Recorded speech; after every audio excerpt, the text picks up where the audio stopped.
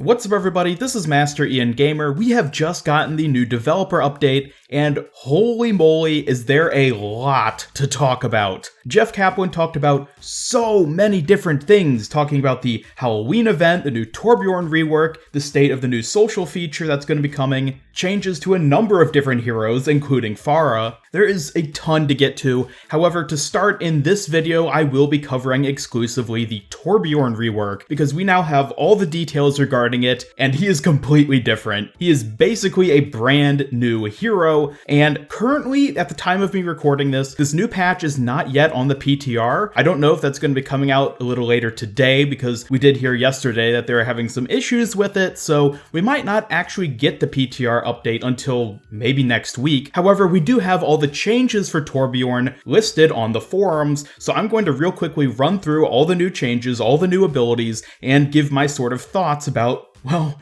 what's basically a new hero. So to start, we have changes to the Rivet Gun. The major changes for this are the primary fire projectile speed increased from 60 to 70, and the reload time reduced from 2.2 seconds to 2 seconds. Now this basically just makes his gun more reliable. You can reload more quickly, fire more often, and it's easier to hit your targets because the projectiles move faster. That is, of course, for his primary fire. The secondary fire was also changed a little bit. The recovery between shots was lowered from 0.8 seconds to 0.6, which allows you to shoot a bit more consistently, and the total damage was lowered from 150 to 125, which basically just sort of compensates for the increased fire speed. Reload time, of course, reduced from 2.2 to 2 seconds, and spread pattern adjusted and random spread reduced by 50%. So it seems like this is basically going to make it just a little bit more accurate, because the old Torbjorn, his alternate fire was borderline worthless if you weren't basically at point blank. It was basically like Roadhog's primary fire. You had to be right up at the target in order to want to use it. Now, getting onto the first significant ability change, we have his new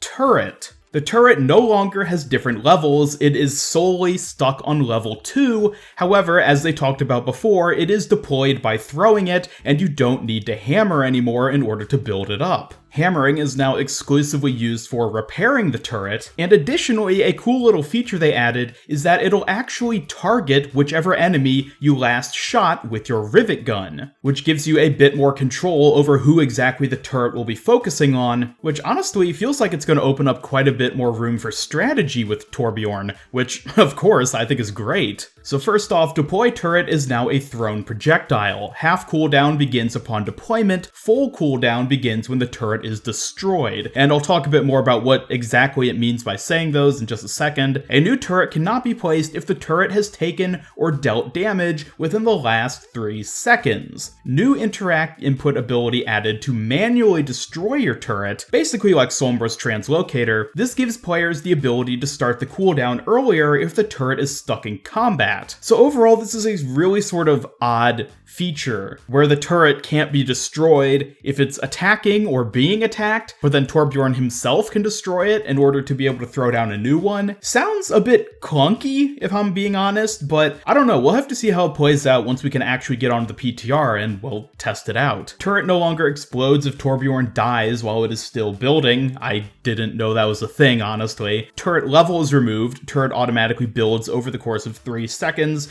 deals the same amount of damage as the previous level 2 turret, and it has 250 health. Now, this is where things start to get really interesting. His new second ability, the armor packs, are gone entirely, no longer exist. Overload is his new secondary ability. When Torbjorn uses Overload, he gains temporary armor along with improved movement, attack, and reload speed for a short duration. Adds 150 temporary armor, temporarily grants 30% increased movement speed, 30% increased Rivet Gun and reload attack speed, 30% increased hammer attack speed, and lasts for 5 seconds and has a cooldown of 12 seconds. So this is kind of like a mini Molten Core. It isn't Molten Core because Molten Core actually still exists, and I'll be getting to that in just a second. Basically, this is like a amp it up sort of thing. It reminds me quite a bit of Orisa's Fortify, especially with the duration and cooldown. It's basically just a little boost of energy that lets you do more, take more damage, something you would want to use when you're getting into a team fight. Anyways, now, his new ultimate, Molten Core, may have the same name, but its function is completely different. Torbjorn powers up his claw arm, enabling him to create burning pools of molten slag that continuously damage any enemies standing in it. He can use this area denial in a variety of ways to control choke points, objectives, separate enemy players from their allies, cut off escape routes, or slow an enemy advance. Enters a new weapon mode for 6 seconds. Launches up to 10 molten projectiles that spawn a damaging pool where they land. Deals extra damage to enemies with armor, which I'll say it right now, this is going to make him a pretty decent counter to Brigitte. Bounces off walls and ceilings until coming into contact with the ground. Base damage increases from 130 to 190 against enemies who have armor. They list the heroes who do have armor, heroes who can grant armor to their allies, of course Brigitte.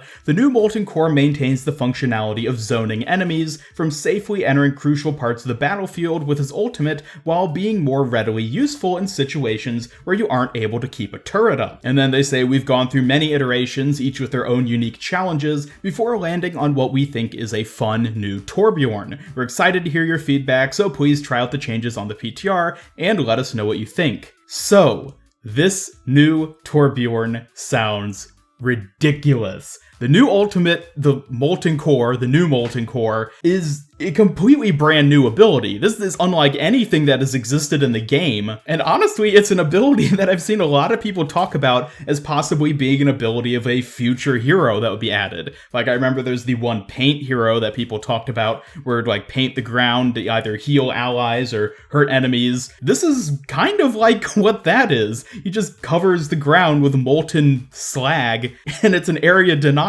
As for whether or not this new Torbjorn will actually be effective and be meta and whatnot, well, I mean, we're really just gonna have to wait and see once we can actually try him out. I'll tell you one thing though, I am incredibly excited to actually get onto the PTR once it finally is up and running, so I can try this out because, again, these abilities sound ridiculous, but in a really, really good way. Definitely be sure to let me know your thoughts about all this down in the comments below. I would love to hear what you guys think, because I think this sounds awesome. Anyways, that'll do it for this video covering the Torbjorn rework. Hopefully I'll be able to get a new video out shortly afterwards where I'm actually testing him out on the PTR. Again, at the time of me recording this, the PTR is not yet live. However, there was also a ton of other information Jeff talked about in the developer update video. I mentioned some of that stuff at the beginning of this video, but I'll be making a separate video after this one where I go into full detail about everything he says, and hopefully by that point we'll even have a bit more information through the forums or maybe the patch notes will have come out, so be sure to look forward to that.